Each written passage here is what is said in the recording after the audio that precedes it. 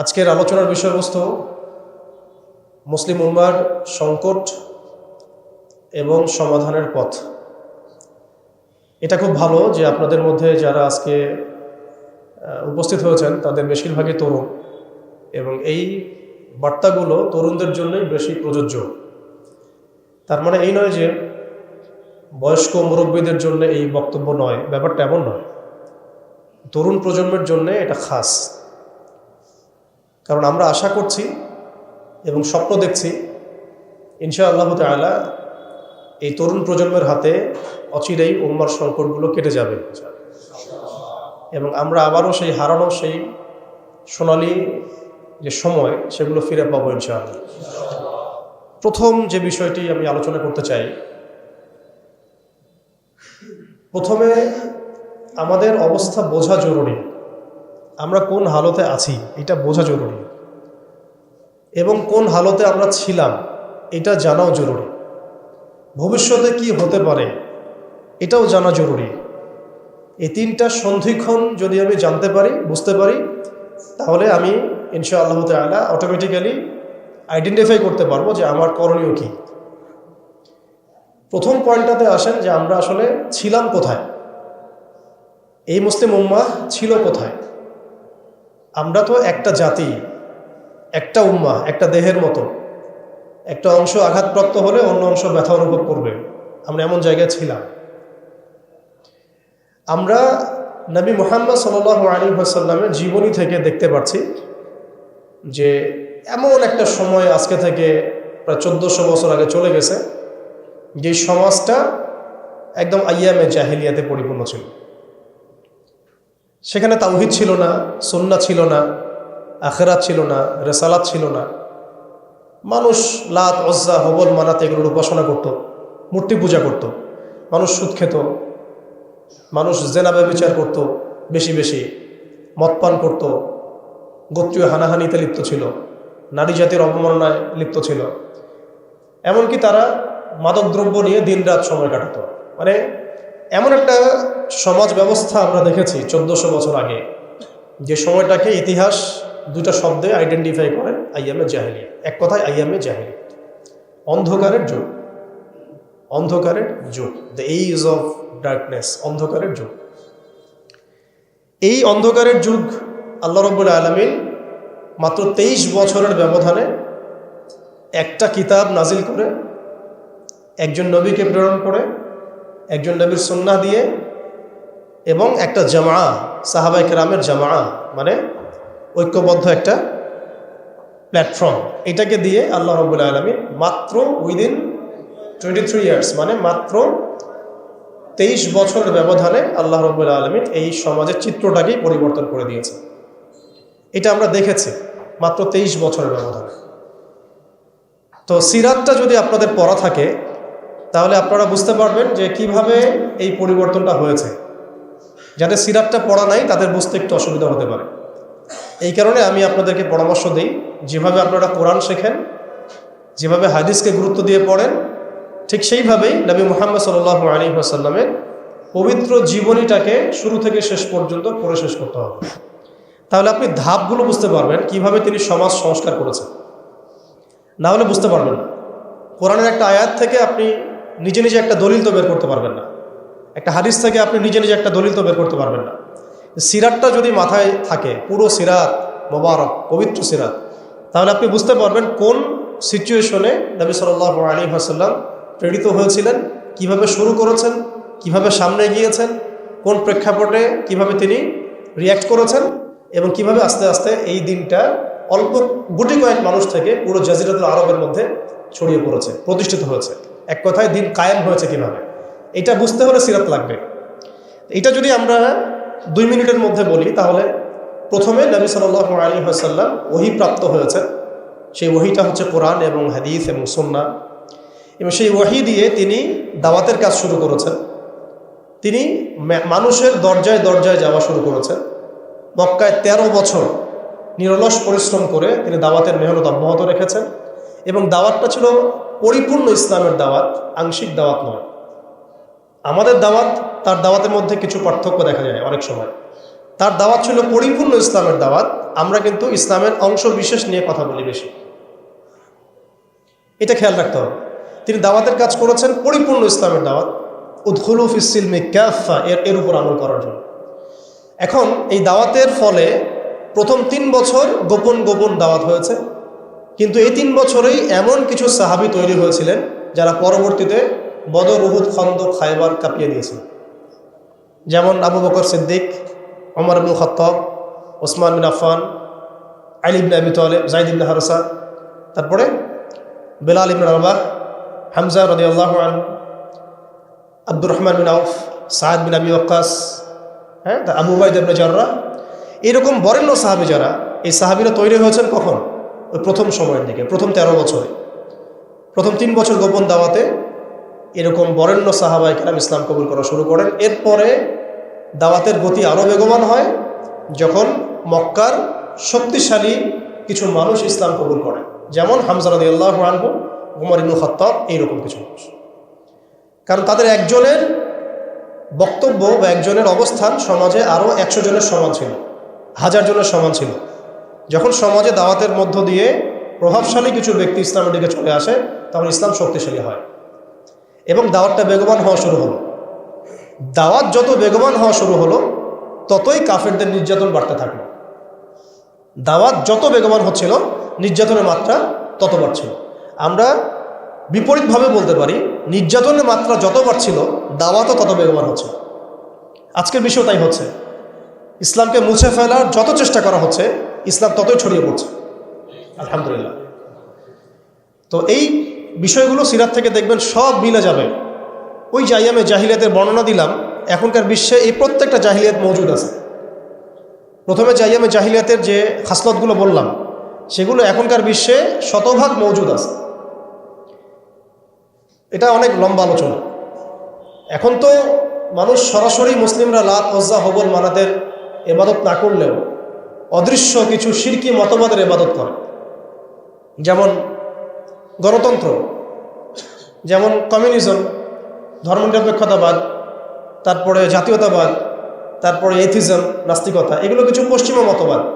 এগুলো দেখা যায় না, ছোঁয়া যায় না, ভার্চুয়াল, ইনভিজিবল, কিন্তু এগুলো একটা আদর্শ। যে আদর্শগুলোর মধ্যে কুফর আছে, শিরক আছে, হারাম আছে, তাগুত আছে। সরাসরি মূর্তির সামনে সেজদা না করলেও অবচেতনভাবে মুসলিমরা আজকে এই মতবাদগুলোর পূজা করতেছে। এটাও শিরকের মধ্যেই পড়ছে, আংশিক হইলেও। কোনো কোনো ক্ষেত্রে যদি আকীদা ঠিক না থাকে, তাহলে পরিপূর্ণ শিরক হবে। এখন কথা হচ্ছে, এটা গেল মুসলমানদের অবস্থা। অমুসলিমরা তো মূর্তি পূজা করছেই। বিশ্বের বেশিরভাগ মানুষ এখন দেখা যাচ্ছে খ্রিস্টান ধর্মাবলম্বী, যারা ঈসা আলাইহিস সালামকে আল্লাহর পুত্র সাব্যস্ত করছে, নাউযুবিল্লাহি মিন যালিক। ইহুদিরা ওজাইর আলাইহিস সালামকে আল্লাহর পুত্র সাব্যস্ত করছে। আর মালউন যারা, মালউন মুশরিক, তারা কি করছে এটা তো আপনারা দেখতেই পাচ্ছেন। তারা লক্ষ কোটি দেবতার পূজা করছে, প্রকৃতি পূজা করছে।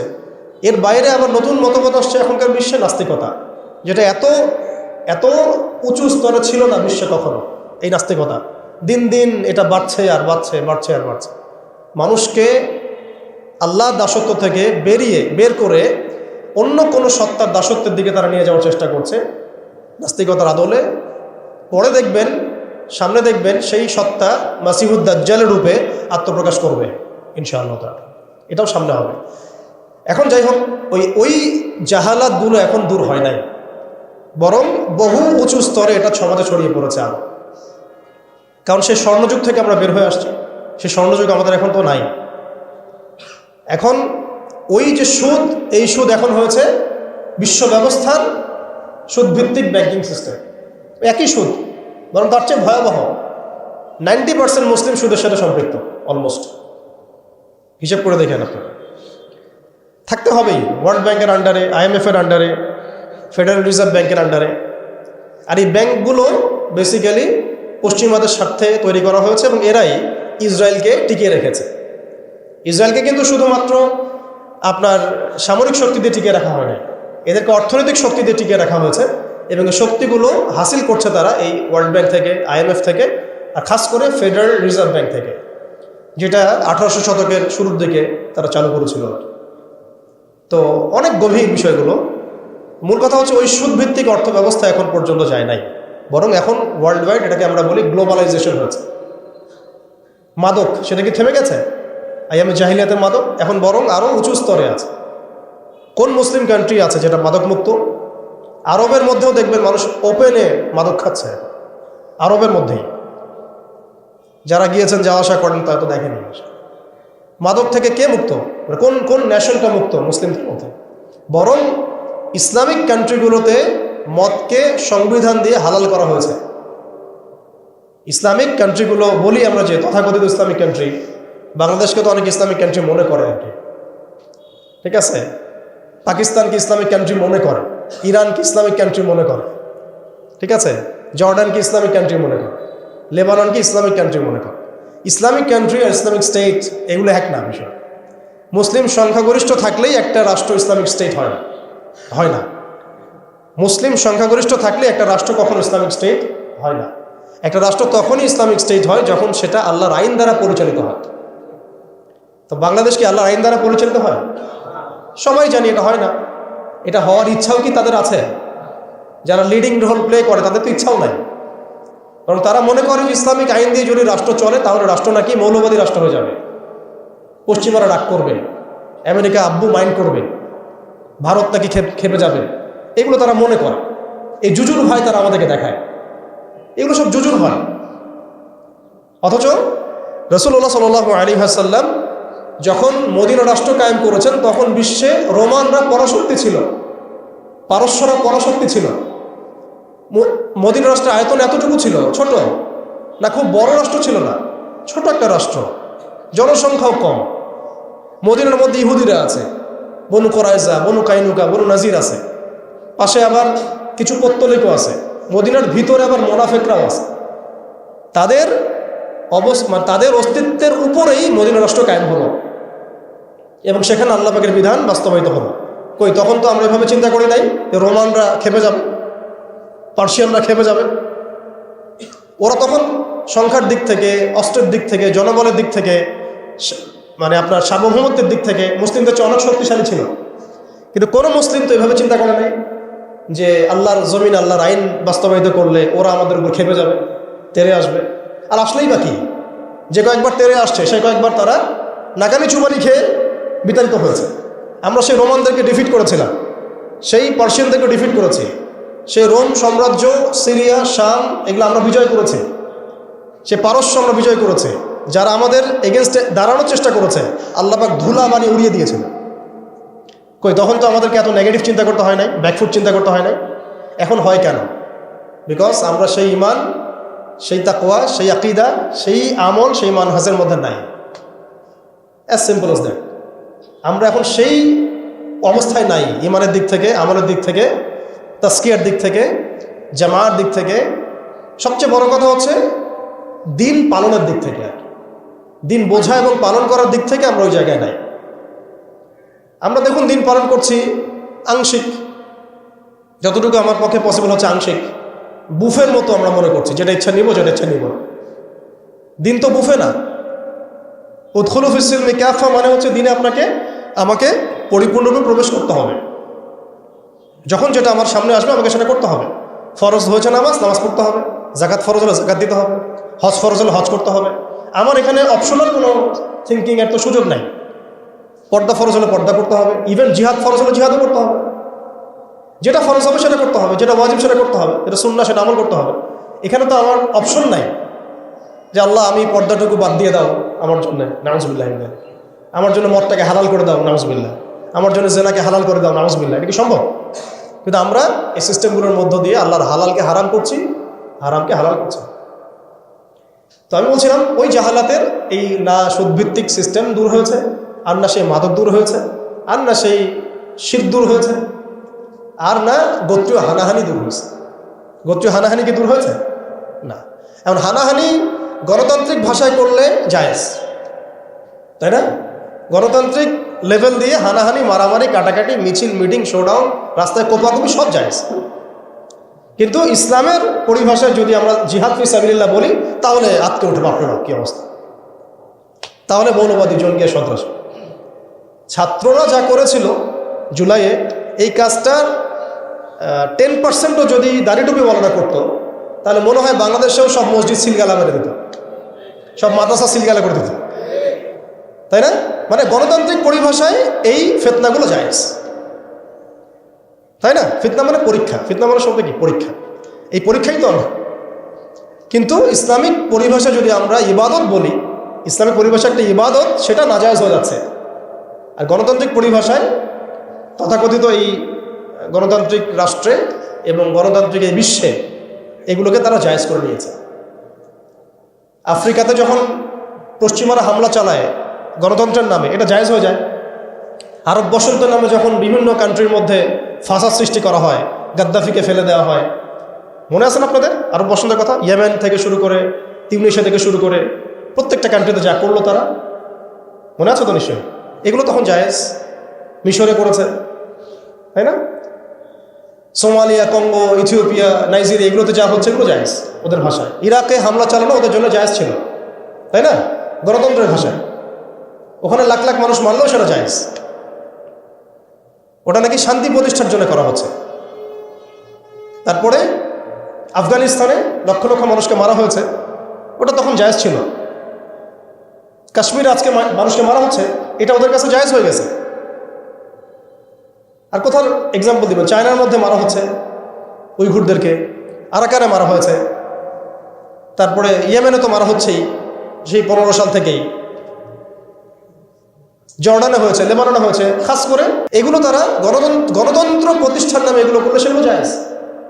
এবং এখানে দেখবেন 100%ই মুসলিমদের রক্ত ঝরছে, কোনো অমুসলিমের রক্ত কিন্তু ঝরছে না। তো এগুলো তাহলে এই তন্ত্রমন্ত্রগুলোকে আমরা বলি এখনকার জামানার দেবতা, যেগুলোর পূজা ওরা করতেছে। ওই জামানায় যেমন লাত, উজ্জা, হবল, মানাতের ইবাদত হতো, এখন ঠিক এই তন্ত্রমন্ত্রগুলোর ইবাদত, দাসত্ব, পূজা হচ্ছে এবং সেগুলো আমাদেরকে গেলানো হচ্ছে, আমরা যেন এগুলো হজম করি, গিলি। অথচ এগুলো আমাদেরকে ধ্বংস করার জন্যই তারা সৃষ্টি করেছিল। আমাদের চোখ এখনও সবার খোলে নাই। এই সিস্টেমগুলো আমাদেরকে কখনোই সেই হারানো ঐতিহ্য ফিরাই দিবে না। এই সিস্টেমগুলোর মধ্য দিয়েও কখনো ইসলাম কায়েম করা সম্ভব না। আপনারা আরও 100 বছর ট্রাই করেন, 100 বছর পরে হলেও বুঝবেন। যদি হতো 100 বছর আগেই হইতো। আরও 100 বছর ট্রাই করেন, তারপরেও যদি আক্কেল হয়। এই সিস্টেমগুলো তৈরি করা হয়েছে আমাদেরকে ওদের দাস বানানোর জন্য। আমরা যদি সংখ্যাগরিষ্ঠ আসন নিয়ে সংসদেও যাই, তবু একটা বৈশ্বিক সিদ্ধান্ত নেওয়ার জন্য আমাকে জাতিসংঘের দ্বারস্থ হতে হবে। ও যদি আমাকে পারমিশন দেয় তাহলে আপনি করতে পারবেন, না দিলে করতে পারবেন না। ওয়ার্ল্ড ব্যাংক লোন দিলে খাইতে পারবেন, না হলে খাইতে পারবেন না। ফেডারেল রিজার্ভ আপনাকে লোন দিলে খাইতে পারবেন, না হলে খাইতে পারবেন না। তোমরা কারা আমাদেরকে খাওয়ানো? তোমরা কারা? তোমাদের কাছে কিসের পারমিশনের দরকার আছে আমাদের? রোমানদের কাছে কি নবী সাল্লাল্লাহু আলাইহি ওয়াসাল্লাম পারমিশন চাইছিলেন নাকি? পার্সিয়ানদের কাছে ওই যুগে তিনি পারমিশন চাইছেন নাকি? আমাদের স্টেট, আমাদের জমি, আমাদের দিন, আমাদের রাষ্ট্র, তুমি কি আমাদেরকে এগুলো বলার? তোমাদেরকে কে অথরিটি দিছে সারা বিশ্বের মরণগিরি করতে? কে তোমাকে বলছে যে আমেরিকা হচ্ছে পৃথিবীর মানে রুলিং স্টেট? এই আইডেন্টিটি তোমাকে কে দিছে? সেই বিশ্বকে শাসন করবে এই অধিকার তাকে কে দিছে? কে দিছে এই অধিকার ওদেরকে? সে যেখানে ইচ্ছা তারা মুসলিমদেরকে মারবে, যেখানে ইচ্ছা আমাদের পণ্যগুলো তারা ধ্বংস করবে, আমাদের মাদেরকে ধর্ষণ করবে, বোনদেরকে রেপ করবে, আমাদের বাচ্চাদেরকে বোম মারবে, হাসপাতালে বোম মারবে। এবং এগুলো সব কিছু অপরাধ করার পরেও তাদের সামান্য ন্যূনতম সাফাইটুকু থাকবে না যে আমরা একটা অন্যায় করছি। বরং তারা উল্টা বলবে আমরা হিউম্যানিটি, গণতন্ত্র এবং শান্তি প্রতিষ্ঠার জন্য কাজগুলো করছি। এরপরে আমাদের চোখ খুলে না যে এই বিশ্বের মধ্যে আমাদের শত্রু কারা। এরপরে ওদের বানানো তন্ত্রমন্ত্রের মধ্যেই আমরা হাবুডুবু খাচ্ছি। মার্চ হলো, আর অনেক কিছুই হলো বাংলাদেশে। একটা কিন্তু শব্দ খুব স্ট্রংলি আসছিল, পণ্য বয়কট, তাই না? দেখেন আমরা সবাই এতটুকু কমন সেন্স হয়েছে যে পণ্যগুলো যদি বয়কট করি তাহলে ওদের অর্থনীতির মধ্যে ধস আসবে, টাকা ওদের উপার্জন হবে না, সেই টাকা দিয়ে তারা মুসলিমদেরকে নিধন করতে পারবে না। ওদের পণ্য বয়কটের ব্যাপারে আমরা যতটা সচেতন ছিলাম, ওদের আদর্শ, মতবাদ, দর্শনগুলো বয়কটের ব্যাপারে আমরা এত সচেতন না। আমি ওদের পণ্য বয়কটের কথা বলছি, এদিকে ওদের আদর্শ দিয়ে আমি দীক্ষিত হচ্ছি। এডুকেশনের মধ্যে ওর আদর্শ, ইকোনমির মধ্যে ওর আদর্শ, পলিটিক্সে ওর আদর্শ, নির্বাচনের মধ্যে ওর আদর্শ, তারপরে আপনার কি বলবো, সংস্কৃতির মধ্যে ওদের আদর্শ। সামাজিক রীতিনীতি, কৃষ্টি কালচার ওদের আদর্শ, ইভেন আমাদের ড্রেস আপ, গেট আপ, চলাফেরা, কথাবার্তা, ওঠা বসা, এভরিথিং তাদের আদর্শের মধ্যে। আবার এদিকে নামাজে বলছি গায়রিল মাগদুবি আলাইহিম ওয়ালাদ-দাল্লিন, এর অর্থও বুঝি না আমরা। গায়রিল মাগদুবি আলাইহিম ওয়ালাদ-দাল্লিন, আল্লাহ আমাদেরকে তাদের পথে চালায়ও না যারা কিনা মাগদুব আর যারা কিনা দাল্লিন। নবীজিকে জিজ্ঞাসা করা হচ্ছে কারা মাগদুব ইয়া রাসূলুল্লাহ, কারা দাল্লিন? নবীজি বলছেন মাগদুব হচ্ছে হুমুল ইহুদি, তারা হচ্ছে ইহুদি, আর দাল্লিন হুমুন নাসারা, তারা নাসারা, খ্রিস্টান। প্রত্যেক নামাজে 17 বার পড়েন, প্রতিদিন 17 বার পড়েন ফরজ নামাজে কমপক্ষে, যে আল্লাহ আমাকে খ্রিস্টানদের পথ থেকে বাঁচান, ওদের আদর্শে আমাদেরকে চালায়ও না। আপনার আমার জীবনের প্রতিটা ডিপার্টমেন্ট এই আদর্শে দীক্ষিত। এমনভাবে আমরা অবচেতন মনে এদের দাসত্ব করছি, মনে হচ্ছে যেন এর বাইরে কোনো পথই নাই, কোনো পদ্ধতি নাই, যেন এর বাইরে কোনো আমাদের উদ্ধার পাওয়ার, উন্নতি করার কোনো রাস্তাই মনে হয় খোলা নেই। এরা আসছে কতদিন হলো পৃথিবীতে, আপনি বলেন তো আমাকে? এরা পৃথিবীতে আসছে কবে থেকে? এই পশ্চিমাদের যে দৌরত্ব, উত্থান, এটা কতদিন থেকে? 100 বছর, 150 বছর, 200 বছর, সর্বোচ্চ 300 বছর, সর্বোচ্চ 300 বছর। যদি আপনি ফরাসি বিপ্লব থেকে হিসাব করেন, সর্বোচ্চ 300 বছর। 1400 বছর আগে নবী মুহাম্মদ সাল্লাল্লাহু আলাইহি ওয়াসাল্লাম যে ইনসাফ, যে ঈমান, আদালত, আমানত, ইসলামিক স্টেট, শরিয়া, ইমারা, খিলাফা কায়েম করে দিয়ে গেলেন। তারপরে 1200 বছর তো আমরা বিশ্ব চালাইছি। কত বছর? 1200 বছর। এই 1200 বছর আমরা বিশ্বকে চালাইছি। ওরা আমাদের রাষ্ট্রে থাকতো কর দিয়ে, জিজিয়া দিয়ে থাকতো। ওরা আমাদের রাষ্ট্রে জিজিয়া দিয়ে থাকতো। আমাদের ব্যাক টু ব্যাক জিহাদ হয়েছে ওদের সাথে, জিহাদ হয়েছে, কিতাল হয়েছে, ক্রুসেড হয়েছে। কখনো তো আমরা এরকম করে চিন্তা করি নাই। এটা নতুন ওয়ার্ল্ড অর্ডার আসছে, বিগত 200, 250, 300 বছর থেকে বিশ্বে একটা নতুন ওয়ার্ল্ড অর্ডার নিয়ে আসছে তারা।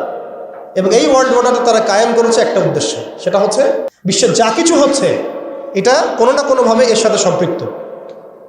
ওদের জাতিসংঘ তৈরি করা, ওদের এই ব্যাংকিং সিস্টেম, ওদের এই পলিটিক্যাল সিস্টেমগুলা, খিলাফাকে ধ্বংস করা, মুসলিমদেরকে এইভাবে টুকরা টুকরা করে বিভক্ত করে ফেলা, মুসলিমদেরকে নিধন করা, ওদের সামরিক যে উন্নতি, হ্যাঁ, ওদের জনসংখ্যা, ওদের যে প্রযুক্তিগত উন্নয়ন, সব কিছু দেখবেন আস্তে আস্তে আস্তে আস্তে ওই বাইতুল মুকাদ্দাসে গিয়ে থাকবে। ওরা চায় ওই জায়গা থেকে বিশ্বকে শাসন করতে, ওরা চায় ওই জায়গা থেকে বিশ্বকে শাসন করতে। নিজস্ব একটা রাষ্ট্র না, একটা প্রক্সি রাষ্ট্র। তাকে জন্ম দিয়েছে ব্রিটেন, তাকে জন্ম দিয়েছে ব্রিটেন, ওকে ভরণ পোষণ দিয়েছে ব্রিটেন। তারপরে ওকে আজকে এই বড় করেছে, এই যৌবনে নিয়ে আসছে আমেরিকা, পশ্চিমারা। খালাস, ও একা কিছু ছিল না। কি উদ্দেশ্যে? কারণ তারা তাদের যে গন্তব্য সেটা সম্পর্কে সচেতন। তাদের ধর্মগ্রন্থে এখনও লেখা আছে যে তালমুদ নামক কিতাবে, যে শেষ জামানায় ওদের একজন মিসায়া আসবে। মিসায়া, আমরা বলি মাসিহ, তারা বলে মিসায়া।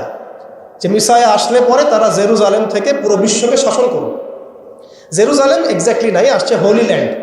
তো হোলি ল্যান্ডের কেন্দ্র তো জেরুজালেমই আর কি। সেই হিসেবে বললাম হোলি ল্যান্ডটা কি, মিশরের নীলনদ থেকে ইরাকের ইউফ্রেটিস নদী পর্যন্ত, মিশর থেকে ইরাক, এই পুরো জায়গাটা ওরা উন্মুক্ত করতে চায়। করতেছে কিনা?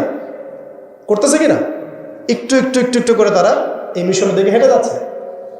এবং যারাই ওদের পথে বাধা দেবে তাদেরকে তারা ধ্বংস করে দেবে। আরবের মুনাফিকরা এমনি তাদের তাবেদার হয় নাই, কারণ ওদেরকে তারা এই ভয়ে, জুজুর ভয়ে রেখে দিয়েছে। বিশ্বাস করেন, এই FBI, তারপর CIA, বাকি যারা যারা ওদের গোয়েন্দা সংস্থারা আছে, এরা সবাই কোনো না কোনোভাবে আরবকে নিয়ন্ত্রণ করছে। শুধু তাই না, ওদের আদলে প্রত্যেকটা সেকুলার মুসলিম কান্ট্রিকে সাজানো হচ্ছে। ওই ধাঁচেই সামরিক বাহিনীগুলো কাজ করছে। তাদের মিশন আমরা সার্ভ করতেছি, তাদের মিশন মুসলিমরা সার্ভ করতেছে। ওদের ওয়ার্ল্ড ব্যাংক, IMF কিছুই করতে পারতো না যদি আরবরা তাদেরকে তেল না দিত। শুধু তেল দিয়েছে তাই নয়, বরং তার একটা পেট্রো ডলার মনিটরিং সিস্টেম চুক্তি করেছে। পেট্রো ডলার মনিটরিং সিস্টেম, এটাকে আমরা বলি পেট্রো ডলার চুক্তি। এই চুক্তি ডলারকে বিশ্বের মানে লিডিং কারেন্সি বানাইছে। ডলারের কি মূল্য আছে যে আমাকে এত টাকা দিয়ে 1 ডলার কিনতে হবে? এটার পিছনে আছে পেট্রো ডলারের ইতিহাস। এই কারণে আজকে ডলার সারা বিশ্বকে ডমিনেট করতেছে। আপনি ডলারের বাইরে চিন্তাই করতে পারবেন না। ওয়ার্ল্ডে মাত্র 3টা কান্ট্রি আছে যে 3টা কান্ট্রি ওদের এই সিস্টেমের বাইরে থাকে। আর যারা থাকে তাদেরকে যে ওরা কত রকম চাপ দিচ্ছে এটা তো আপনারা জানেন। আশ্চর্যের বিষয় হচ্ছে ওই 3টা মাত্র কান্ট্রির মধ্যে কোনো মুসলিম কান্ট্রি নাই ইরান ছাড়া। যদি ইরানকে আমরা প্রপারলি ইসলামিক কান্ট্রি বলি না, কিন্তু ওই ইরানই ওদের বাইরে আছে। কিন্তু আরবের যারা সুন্নি কান্ট্রি তারা কেউ ওখানে নাই। মানে আরবের সুন্নি কান্ট্রিরা তারা ওই চুক্তির ভিতরে আছে, ইরান শিয়া তারা চুক্তির বাইরে আছে। তাহলে আমরা কোথায় শিক্ষা নিলাম? আমি এখানে ইরানের প্রশংসা করছি না, ইরানের কাছে আশা করার কিছু নাই। যত কিছুই বলুক আমি পারমাণবিক বোম মেরে দেবো, এই করবো সেই করবো, কিছুই করবে না।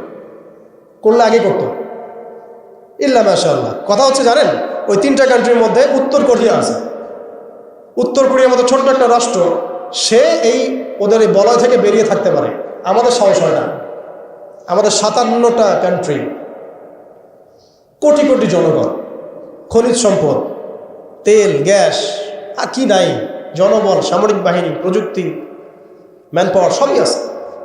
আমি বললাম শুধু ওই সিরাতের আদলে হাঁটি নাই, সিরাতের শিক্ষা থেকে আমরা শিক্ষা নেই নাই, ওই জজবা ওই ইমান আমাদের মধ্যে থেকে চলে গেছে। আমরা ওই স্বপ্ন দেখাই বন্ধ করে দিয়েছি যে আমরা একসময় বিশ্বকে শাসন করতাম। এই স্বপ্নটা দেখাই বন্ধ হয়ে গেছে। মানুষ তো বাঁচেই স্বপ্ন নিয়ে যে আমি এরকম ছিলাম, আমাকে ওই জায়গায় যেতে হবে। মানুষ তো বাঁচেই একটা উদ্দেশ্য নিয়ে, গন্তব্য নিয়ে। আপনার লাইফের একটা গন্তব্য আছে, আপনি এই জিনিস অ্যাচিভ করতে চান এবং আপনি সেই পথে হাঁটছেনও, পরিশ্রম করছেন। আল্লাহ চাইতে একদিন আপনি অ্যাচিভ করবেন ইনশাআল্লাহ। কিন্তু যার লাইফে কোনো গোলই নেই, তাদের কি হবে? উম্মাহ আজকে এরকম একটা অবস্থায় আসছে। আমি এখানে আমভাবে সবার কথা বলছি না। যাদের স্বপ্ন দেখার তারা ঠিকই দেখছে, যাদের কাজ করার তারা ঠিকই করছে, তারা কেউ বসে নাই। যাদের জীবন দেওয়া তারা ঠিকই দিচ্ছে, যাদের প্রতিবাদ করার তারা ঠিকই করছে, যাদের জালেমের এগেনস্টে দাঁড়ানো তারা দাঁড়াচ্ছে কি না? সারা ওয়ার্ল্ডে যাদের এই জজবা আছে তারা ঠিকই কাজ করছে। আমি আমভাবে সবাইকে বোঝাই নাই, মেজরিটিকে বোঝাচ্ছি।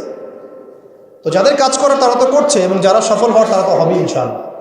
আল্লাহ পাক যেন আমাদের প্রত্যেক বিশ্বের বিভিন্ন জায়গায় আমাদের যে ভাইয়েরা দিন প্রতিষ্ঠার জন্য কাজ করছেন, সবাইকে বিজয় দান করে নেন। এখন সময় আমাদের হাতে অল্প, আমি শেষ করবো এখান থেকে।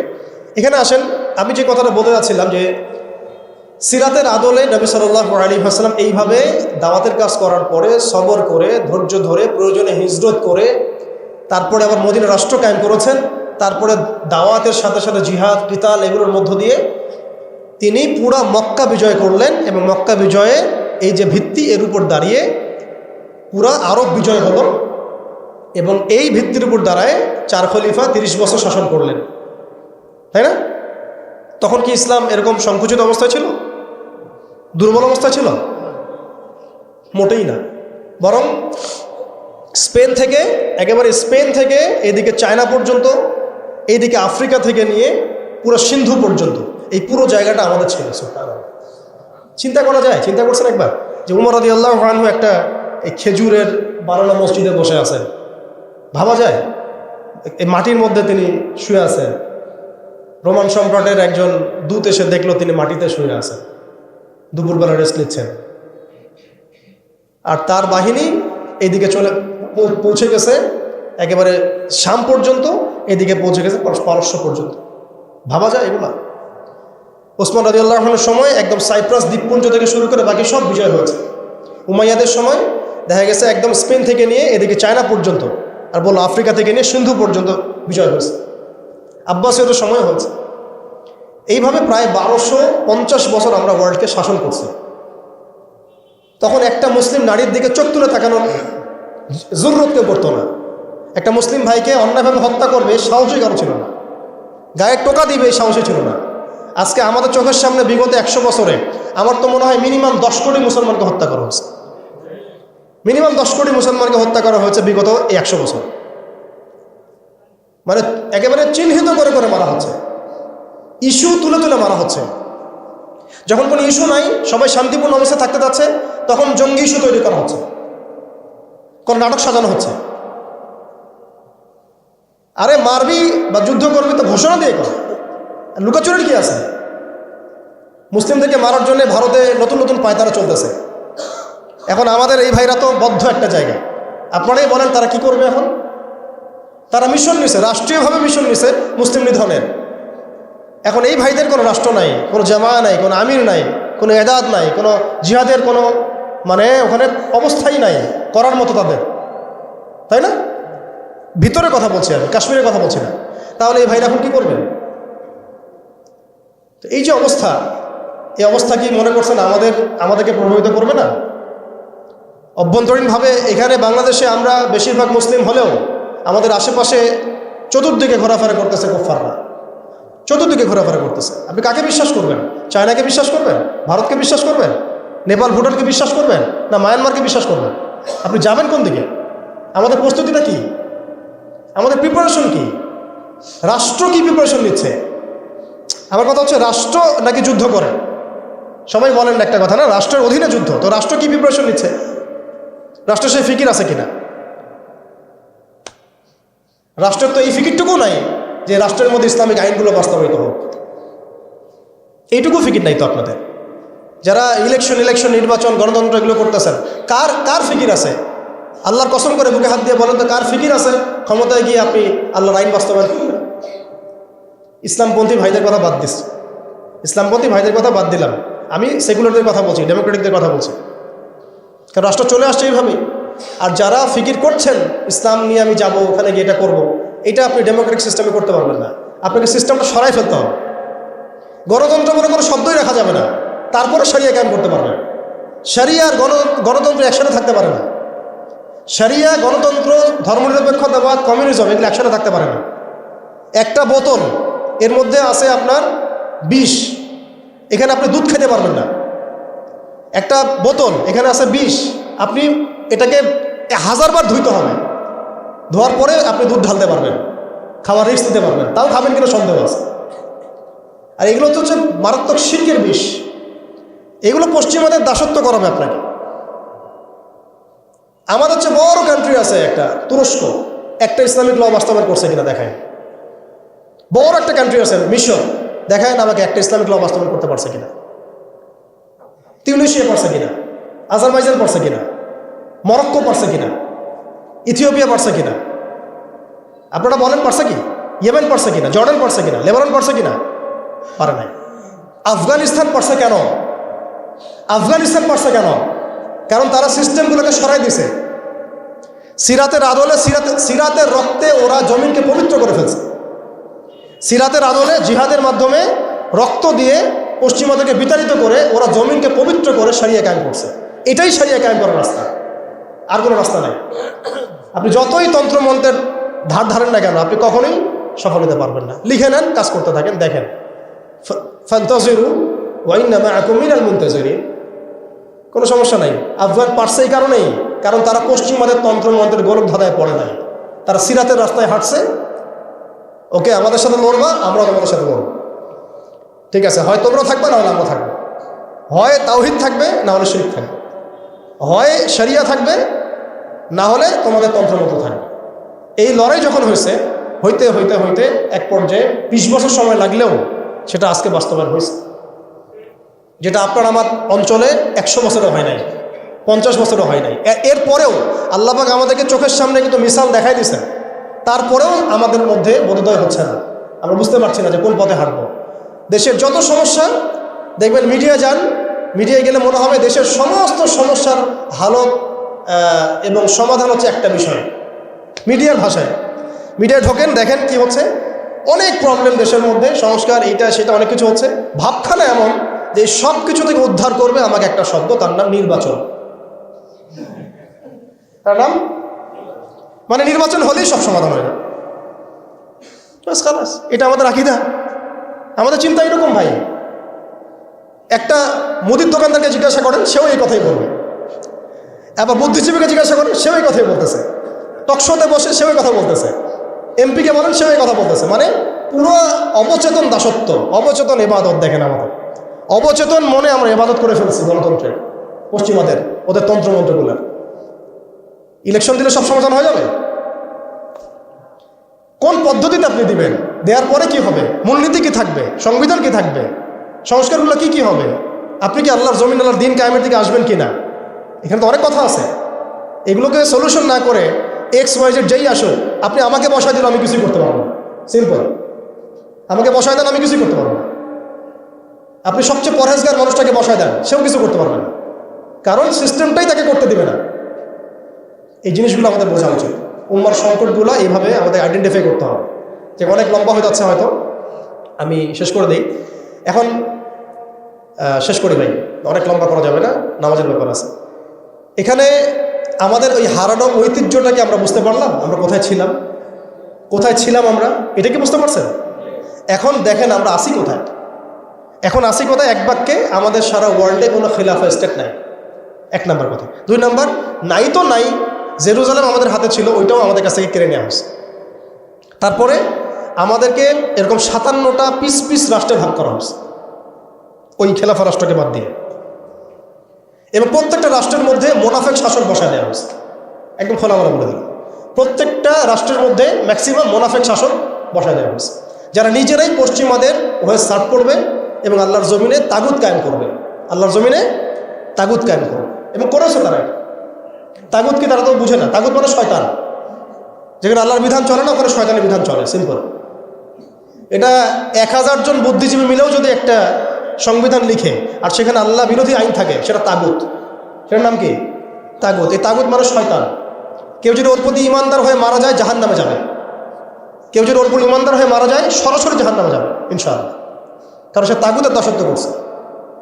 আর আমাদেরকে বলাই হয়েছিল, ওয়ামা ইয়াকফুর বিত্তাগুত ওয়া ইউমিন বিল্লাহ ফাকাদ ইসতামসাকা বিল উরওয়াতিল ওয়াসকা লা ইনফিসামা লাহা ওয়াল্লাহু সামিউন আলিম।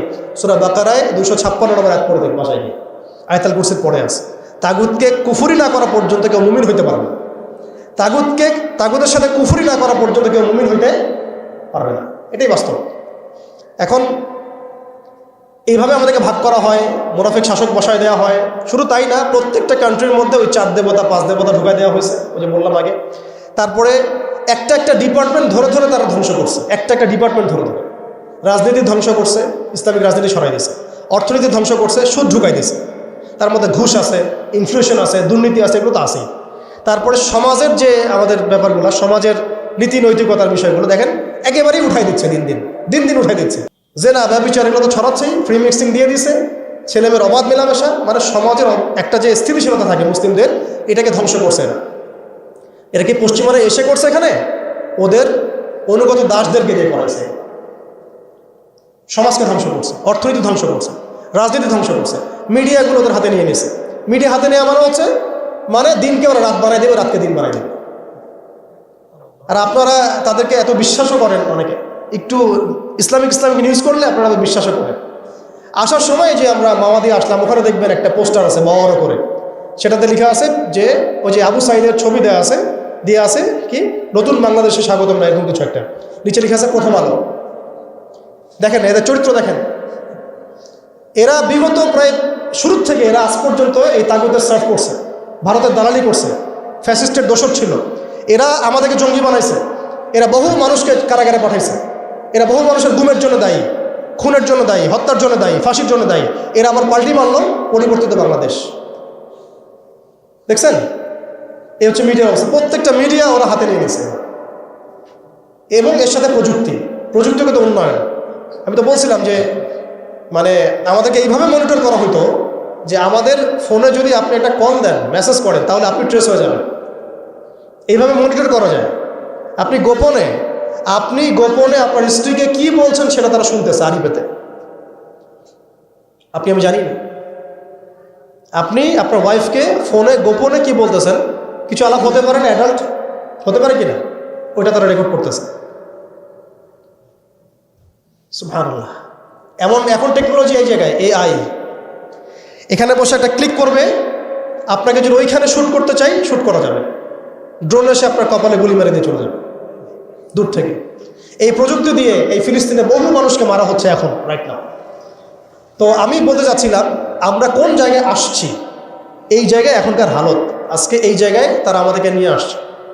আর এখন প্রশ্ন হচ্ছে যে এই ওদের যে মানে অগ্রগতি, আমাদের যে অধঃপতন, এই জিনিসটার জন্য কি শুধু তারাই দায়ী না আমরাও দায়ী আছি? শুধু কি তারাই দায়ী না আমরা দায়ী আছি? আমরা আমাদের আগে দোষগুলো খুঁজে বের করব, আমরা নিজেরা আমাদের আগে ল্যাকিংসগুলোকে খুঁজে বের করব। আপনি দেখবেন, খুঁজতে থাকেন, প্রথম ল্যাকিংস পাবেন আপনি, আমি, বেশিরভাগ মানুষই জীবনের মৌলিক উদ্দেশ্য থেকে সরে গেছে। আমরা দুনিয়াদার হয়ে গেছি ভাই। আমরা এই দুনিয়াতে এইভাবে থাকার জন্য আসি নাই। আল্লাহ পাক আমাদেরকে পাঠাইছেন এই দুনিয়াতে দুইটা কাজ দিয়ে। একটা হচ্ছে আল্লাহর ইবাদত করতে হবে এবং তার জমিনে দিন কায়েম করতে হবে। এখানে আমি অন্য কোনো উদ্দেশ্যে আসি নাই। আমরা মুসাফির এখানে সবাই। আল্লাহ পাক বলেছেন ওয়া মা খালাকতুল জিন্না ওয়াল ইনসা ইল্লা লিয়াবুদুন। আর ইন তানসুরুল্লাহ ইয়ানসুরকুম ওয়া ইউসাব্বিত আকদামাকুম ওয়ালা তামুতুন্না ইল্লা ওয়া আনতুম মুসলিমুন। কতগুলো আয়াত আছে। ইন্নাল্লাহা লা ইউগাইয়িরু মা বিকওমিন হাত্তা ইউগাইয়িরু মা বিআনফুসিহিম। আয়াতের পর আয়াত বলা যাবে আমাদেরকে এই দুনিয়াতে পাঠানো হয়েছে দুইটা কাজ। আমাদেরকে আল্লাহর ইবাদত করতে হবে এবং আল্লাহর জমিনে তার দিন কায়েম করতে হবে। এটা আমাদের কাজ, বাকি সব কিছু গৌণ, এগুলো মুখ্য কাজ, মেইন। এবং আমাদেরকে দিন দেওয়া হয়েছে কেন? হুয়াল্লাযী আরসালা রাসূলাহু বিল হুদা ওয়া দীনিল হক লিইয়ুযহিরাহু আলা দ্বীনি কুল্লি। এই দিনটা আল্লাহ পাক দিয়েছেন এই কারণেই যাতে এই দিন অন্য সমস্ত দিনের উপর জয়লাভ করে। তো জয়লাভ কখন করবে? যখন আমরা ফিকির করবো তখন। এটা কি আবরাহার যুগ যে আবাবিল পাখি এসে পাথর ছুড়বে? বলেন, এখন পাথর আপনাকে আমাকে ছুটতে হবে? এটা তো আবরাহার যুগ না। নবী সাল্লাল্লাহু আলাইহি ওয়াসাল্লাম শুধু দোয়া দিয়েই কি সব হয়েছে? দোয়ার সাথে চেষ্টা করেন নাই তিনি? এমনকি বদর যুদ্ধের দিনও তিনি কূপ দখল করলেন, ভালো জায়গাটাতে শিবির গাড়লেন, সৈন্য বিন্যাস করলেন। সব কিছু যখন ঠিকঠাক মতো হয়ে গেল, তারপরে বৃষ্টি আসলো আল্লাহর পক্ষ থেকে, তিনি দোয়া করা শুরু করলেন। এই দোয়ায় আল্লাহ পাক ফেরেশতা নাজিল করলেন। তাহলে কি আমাদের কাছে একমুখী না সব কিছু করতে হবে? এখন আমাদেরকে এই ল্যাকিজগুলোকে খুঁজে বের করতে হবে। আমাদের ল্যাকিজ কোথায়? এই ইমানের দুর্বলতা, জীবনের উদ্দেশ্যে দুর্বলতা।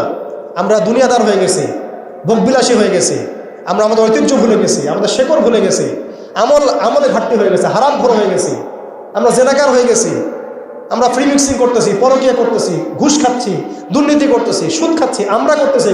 এগুলো পশ্চিমারা করতেছে না। আমাদের ল্যাকিংসগুলোকে আমাদেরকে দূর করতে হবে। ইলমের ঘাটতি হচ্ছে, আমলের ঘাটতি হচ্ছে, আলেমদের সাথে সহবত নাই, তাসকিয়া নাই, পড়াশোনা নাই।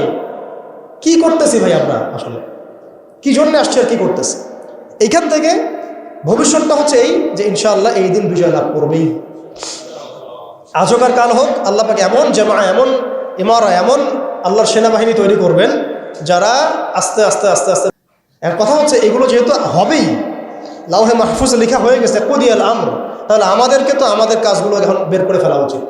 আমাদের কাজ কি করতে চান? আদৌ সেই বিজয় কাফেলে আমরা শরীক হতে চাই কি না? তাকে এইভাবেই আমরা দিন যাবে, রাত যাবে, খাবো দাবো, ফুর্তি করবো আর মারা যাবো, এটাই কি আমাদের উদ্দেশ্য কিনা? আমাদেরকে আমাদের লক্ষ্য আগে ফিক্স করতে হবে। লক্ষ্য ফিক্স করতে হলে কয়েকটা কাজ মোটা থেকে বের হয়, আমি 1 মিনিটে বলে শেষ করে দিচ্ছি। সেটা হচ্ছে ভাই, আমাদের সবাইকে আগে তওবা করে আল্লাহর দিকে ফিরে আসতে হবে, প্রথম কাজ এটা। কারণ নাপাক কলব দিয়ে, নাপাক হৃদয়ের মধ্যে আপনি কখনো দিনের ফিকিরগুলোকে ঢুকাইতে পারেন। কলবকে পবিত্র করতে হলে আমাকে আগে তওবা করে আল্লাহর দিকে ফিরতে হবে। আল্লাহর দিকে ফিরে আসেন, নিজের জীবনটাকে মূল্যায়ন করেন। আসেন আমরা সবাই মিলে একটা কাজ করি, অন্তত পক্ষে আমরা সবাই মিলে একটা চেষ্টা করি, ফলাফল আল্লাহর হাতে, আল্লাহর জমিনে আল্লাহর দিন কায়েম করা যায় কিনা চেষ্টা করে দেখি। এবং সেটা আমাদেরকে তো আল্লাহ পাক পুরো বিশ্বের জিম্মাদার করেন নাই, আমরা এই অঞ্চলে থাকি, এই অঞ্চলে অন্তত আমাদের চেষ্টা করা উচিত। অন্য অঞ্চলে তো ভাইরা চেষ্টা করছেই। আফগানের ভাইরা তো আমাদের জন্য পরোয়া করে বসে থাকে নাই, থাকে নাই। ওই আফ্রিকার ভাইরাও তো বসে নাই, এদিকে হামাসের ভাইরাও বসে নাই। কেউ কি বসে আছে? দেখেন, যাদের কাজ করা তারা কিন্তু ঠিকই করতেছে। আমাদের অঞ্চলের কনফ্লিক্টটা আপনি এড়াইতে পারবেন না। আমাদের অঞ্চলের কনফ্লিক্টটা হচ্ছে এই উগ্র হিন্দুত্ববাদীদের এগেনস্টে। এটা আজ হোক আর কাল হোক আপনারা বুঝতে পারবেন। এর একটা বড় মিশন নিছে, অখণ্ড ভারত তারা করতে চায়। এটা স্পষ্ট এজেন্ডা ওদের। এই এজেন্ডার মধ্যে বাংলাদেশ বাইরে না, বাংলাদেশ অন্তর্ভুক্ত আছে। আমাদেরকে প্রিপারেশন নিতে হবে, সব দিক থেকে প্রিপারেশন নিতে হবে। সবচেয়ে বড় প্রিপারেশন আল্লাহর দিকে ফিরে আসে, পরিপূর্ণ ইসলামে প্রবেশ করতে হবে। উদখুলু ফিস-সিলমি কাফা, একদম। আর ওই যে একটা প্রথমে বললাম, ইত্তাকুল্লাহ ওয়ালা তামুতুন্না ইল্লা ওয়া আনতুম মুসলিমুন, পরিপূর্ণ মুসলিম হয়ে যেতে হবে। আল্লাহর ভয় নিয়ে আসা, আল্লাহর কাছে আত্মসমর্পণ করা, পরিপূর্ণ মুসলিম হয়ে যাওয়া, আল্লাহর সব আদেশগুলো মানা, নিষেধগুলো ছেড়ে দেওয়া, নবীর সব আদেশ মেনে চলা, নবী যে নিষেধ করেছেন সেগুলো ছেড়ে দেওয়া সাল্লাল্লাহু আলাইহি ওয়াসাল্লাম। একই সাথে হালাল খাইতে থাকা, হারামে না যাওয়া, পরিবার ঠিকঠাক করে ফেলা। যদি ঠিক না হয় অন্তত একা হইলে একাই চলতে হবে। এটা আপনার জীবন, হিসাব আপনার, কবর হাসর আমার, যার তার। এটাতে কারো জন্য কারো পরোয়া করার কোনো সুযোগ নেই, কারো জন্য কারো বসে থাকার কোনো সুযোগ নেই। আমাকে আমার বাসায় চলতে হবে। অতএব এটা ঠিক করে ফেলা, পাশাপাশি আমাদের সন্তানদেরকে মানুষ করার চেষ্টা করা, এবং খাস করে আমাদের তরুণ ভাইদেরকে এই ইমানের পথে নিয়ে আসা। তাদেরকে দিয়ে হবে ইনশাআল্লাহ, আমরা প্রমাণ দেখেছি তাদেরকে দিয়ে হবে, এটা আমরা বিশ্বাস করি। শুধু তাদেরকে ঠিকভাবে নার্সিং করতে হবে, ভুল পথে যেন রক্ত না যায়, ভুল পথে যেন রক্ত না যায়। আজকে আবু সাইদ জীবিত থাকলে এই কথাটাই বলতো, এই জন্য রক্ত দিয়েছিলাম নাকি, আমি কি এই জন্য রক্ত দিয়েছিলাম নাকি? আজকে মুগ্ধ থাকলে এই কথাই বলতো, আমি এই জন্য রক্ত দেই নাই। যা করতেছেন আপনারা, আর বেশি বললাম না আমি, যা করতেছেন আপনারা, শহীদ ভাইরা জীবিত হইলে তার এই কথা বলতো, এই জন্য আমরা রক্ত দেই নাই। এখন আমাদের এই প্রজন্মের ভাইদেরকে বোঝাতে হবে, দাওয়াতের কাজ বাড়াতে হবে, ওলামা ইকরামের সহমত লাগবে, ইলম লাগবে, তারপরে তাসকিয়া লাগবে, আধ্যাত্মিকত্বের দরকার আছে, ব্যাপক পড়াশোনা করতে হবে, আমল বাড়াই দিতে হবে, এবং সময় নষ্ট করা যাবে না। এর পাশাপাশি আমাদের প্রয়োজন হবে একটা জামাআবদ্ধ হওয়া। প্রত্যেকটা জায়গায় তাওহীদপন্থী ভাইদেরকে জামাআবদ্ধ হয়ে যেতে হবে। বড় পরিসরে জামা হোক না হোক, ছোট ছোট জামাগুলো হয়ে যাক, ছোট ছোট জামাগুলো প্রত্যেকটা জায়গায় হয়ে যাক। এলাকা ভিত্তিক কাজ করেন, মসজিদ ভিত্তিক কাজ করেন, আপনি অ্যাসোসিয়েশন করে কাজ করতে থাকেন, ইনশাআল্লাহ একদিন না একদিন আল্লাহ চান্ত বড় জামাও ক্রিয়েট হয়ে যাবে ইনশাআল্লাহ। আমাদের লাগবে আমির, লাগবে মামুর, লাগবে সামউ ওয়া তাআ, আমাদের লাগবে একটা চেইন অফ কমান্ড, এবং এদাদ লাগবে, প্রস্তুতি লাগবে, শারীরিক প্রস্তুতি, মানসিক প্রস্তুতি, আত্মিক প্রস্তুতি। যখন সময় আসবে ইনশাআল্লাহ আমরা ঝাঁপাই পড়বো ইনশাআল্লাহ। এখন এখানে দাওয়াতের ক্ষেত্র চলতেছে, বাংলাদেশে এখন দাওয়াতের মেহনত বাড়াতে হবে, ব্যাপক দাওয়াতের কাজ করতে হবে। এখানে বাংলাদেশের অভ্যন্তরে সশস্ত্র যুদ্ধের কোনো এখানে মাসালা নাই, সুযোগ নেই। হ্যাঁ, ওরা যদি আমেরিকা হয়ে আসতে চায়, আমরা তালেবান হয়ে যাবো, খালাস। কিন্তু যদি এই অবস্থা না থাকে, শান্তিপূর্ণ অবস্থা, তাহলে আমাদের এখানে দাওয়াতের মেহনত বেগমান থাকতে হবে। এখন সে হালত চলতেছে, অতএব আমাদের সবাইকে দাওয়াতের কাজে আত্মনিয়োগ করতে হবে, এই যোগ্যতা তৈরি করতে হবে, এবং এলাকা ভিত্তিক জামা গঠন করে ফেলতে হবে।